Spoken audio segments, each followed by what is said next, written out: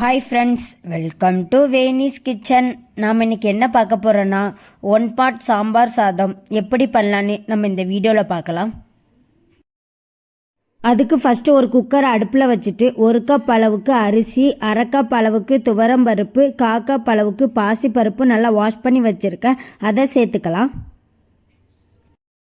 அப்புறமா 15 சின்ன வெங்காயம், 10 பூண்டு சேர்த்துக்கிறேன். அப்புறமா ஒரு பச்சை மிளகாவை 2ஆக கீறி சேர்த்துக்கிறேன். அப்புறமா ஒரு 4 சின்ன துண்டு பெருங்காயம் சேர்த்துக்கிறேன். அப்புறமா ஒரு சின்ன தக்காளியை நான் கட் பண்ணி சேர்த்துக்கிறேன். அப்புறமா கொஞ்சம் கேரட் பீன்ஸை சின்னதாக கட் பண்ணி வச்சுருக்கேன், அதை சேர்த்துக்கிறேன். அப்புறமா நூல்கோல் சேர்த்துக்கிறேன். உங்ககிட்ட என்ன காய்கறி இருக்கோ அந்த காய்கறிகள்லாம் சேர்த்துக்கோங்க. அப்புறமா 2 கத்தரிக்காவை நான் சின்னதாக கட் பண்ணி வச்சுருக்கேன், அதை சேர்த்துக்கிறேன். அப்புறமா நான் எந்த கப் அளவுக்கு அரிசி எடுத்தனோ அந்த கப் அளவுக்கு 4 கப் அளவுக்கு தண்ணி சேர்த்துக்கிறேன். அப்புறமா தேவையான அளவு உப்பு சேர்த்துக்கிறேன். அப்புறமா 1/2 ஸ்பூன் அளவுக்கு மஞ்சள் சேர்த்து நல்லா மிக்ஸ் பண்ணிக்கலாம். அப்புறமா குக்கரை க்ளோஸ் பண்ணிவிட்டு மேலே விசில் போட்டு தீயை மீடியம் ஃப்ளேமில் வச்சுட்டு 4 விசில் விட்டுருங்க. அதுக்குள்ளே நம்ம சாம்பார் சாதத்துக்கு தேவையான மசாலாவை வறுத்து அரைச்சிக்கலாம். அதுக்கு தேவையான ஒரு பேனை அடுப்பில் வச்சுட்டு 1 ஸ்பூன் அளவுக்கு நான் உளுந்து சேர்த்துக்கிறேன். அப்புறமா 1 ஸ்பூன் அளவுக்கு நான் கடலைப்பருப்பு சேர்த்துக்கிறேன். அப்புறமா 1/4 ஸ்பூன் அளவுக்கு வெந்தயம் சேர்த்துக்கிறேன். அப்புறமா 1 ஸ்பூன் அளவுக்கு ஜீரகம் சேர்த்துக்கிறேன். அப்புறமா 1/2 ஸ்பூன் அளவுக்கு மிளகு சேர்த்துக்கிறேன். அப்புறமா ஒரு 2 ஸ்பூன் அளவுக்கு மல்லி சேர்த்துக்கிறேன். அப்புறமா 3 வத்தல் சேர்த்து நல்லா மிக்ஸ் பண்ணிக்கலாம். தீயை லோ ஃப்ளேமில் வச்சுக்கோங்க. லோ ஃப்ளேமில் வச்சுட்டு மசாலா வாசனை வர வரைக்கும் நல்லா வறுத்துக்கோங்க. கடைசியாக கொஞ்சம் தேங்காய் சேர்த்து நல்லா மிக்ஸ் பண்ணிவிட்டு அடுப்பை ஆஃப் பண்ணிக்கிறேன். நம்ம அதை ஆற வச்சு மிக்ஸியில் அரைச்சி எடுத்துக்கலாம். அப்புறமா அதே பேனை அடுப்பில் வச்சுட்டு ஒரு 3 ஸ்பூன் அளவுக்கு எண்ணெய் சேர்த்துக்கிறேன். எண்ணெய் சூடானதுக்கு அப்புறமா ஒரு 1/2 ஸ்பூன் அளவுக்கு ஜீரகம் சேர்த்துக்கிறேன். அப்புறமா 1 ஸ்பூன் அளவுக்கு கடுகு கடலைப்பருப்பு சேர்த்துக்கிறேன். கடுகு பொரிஞ்சதுக்கு அப்புறமா கொஞ்சம் கருவேப்பிலை சேர்த்துக்கிறேன். அப்புறமா நம்ம வறுத்து அரைச்சி வச்சுருக்கிற அந்த மசாலாவை உள்ளே சேர்த்து நல்லா மிக்ஸ் பண்ணிக்கலாம். அப்புறமா ஒரு நெல்லிக்காய் சைஸ் புளியை நான் 1/2 மணி நேரம் ஊற வச்சு நல்லா கரைச்சி எடுத்துருக்கேன், அந்த தண்ணியை உள்ளே சேர்த்துக்கலாம். அப்புறமா ஜாரில் கொஞ்சம் மசாலா ஒட்டி இருக்கும், அதுலேயும் தண்ணி சேர்த்து அந்த தண்ணியை நான் இப்போ சேர்த்துக்கிறேன்.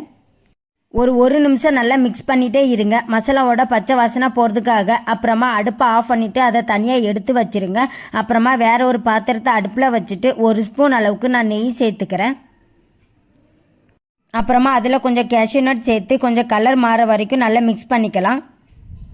அவ்வளோதாங்க. இந்த மாதிரி லைட்டாக கலர் சேஞ்ச் ஆனதும் அடுப்பை ஆஃப் பண்ணிக்கலாம். இப்போ 4 விசில் வந்து ப்ரெஷர்லாம் அடங்கிட்டு இப்போ நம்ம குக்கரை ஓப்பன் பண்ணி பார்த்துடலாம். பாருங்கள், அரிசி பருப்பு காய்கறி எல்லாம் நல்லா வெந்து நல்லா குழஞ்சி வந்திருக்கு. இதை ஒரு கரண்டி வச்சு நல்லா மசிச்சு விட்டுக்கோங்க.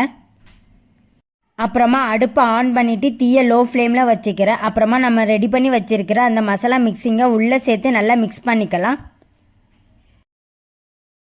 அந்த மசாலாவை சாதத்தில் எல்லா இடத்துலையும் படுற மாதிரி நல்லா மிக்ஸ் பண்ணிக்கோங்க. கடைசியாக உப்பு செக் பண்ணி பாருங்கள். எனக்கு கொஞ்சம் உப்பு கம்மியாக இருக்குது, ஸோ நான் இந்த சமயத்தில் கொஞ்சம் உப்பு சேர்த்து நல்லா மிக்ஸ் பண்ணிக்கிறேன். அப்புறமா நெய்யில் வறுத்து வச்சுருக்கிற அந்த முந்திரி அந்த நெய்யோட உள்ளே சேர்த்து நல்லா மிக்ஸ் பண்ணிக்கிறேன். டைம் ஆக ஆக சாதம் கட்டியாகிட்டே தான் இருக்கும். உங்களுக்கு கொஞ்சம் தண்ணியாக வேணும்னா சுடுதண்ணி சேர்த்து நல்லா மிக்ஸ் பண்ணிக்கோங்க. கடைசியாக 1 கை அளவுக்கு கொத்தமல்லியை வாஷ் பண்ணி சின்னதாக கட் பண்ணி வச்சுருக்கேன், அதையும் சேர்த்து நல்லா மிக்ஸ் பண்ணிவிட்டு அடுப்பை ஆஃப் பண்ணிடலாம். அவ்வளோதாங்க, 1 பாட் சாம்பார் சாதம் ரெடி ஆகிட்டு. இதே மாதிரி நீங்களும் உங்கள் வீட்டில் ட்ரை பண்ணி பாருங்கள். குழந்தைங்கள்லேருந்து பெரியவங்க வர ரொம்பவே விரும்பி சாப்பிடுவாங்க. அவ்வளோ டேஸ்ட்டாக இருந்துச்சு. இதை மார்னிங் டைம் நீங்கள் ஸ்கூல் காலேஜ் ஆஃபீஸ் போகிறவங்களுக்கு லஞ்சாக பேக் பண்ணுறதுக்கு ரொம்பவே ஈஸியாக இருக்கும். இதை சைடிஷ்ஷாக நீங்கள் அப்பளம் பொரிச்சு கொடுத்தாலே போதும், அவ்வளோ டேஸ்ட்டாக இருக்கும்.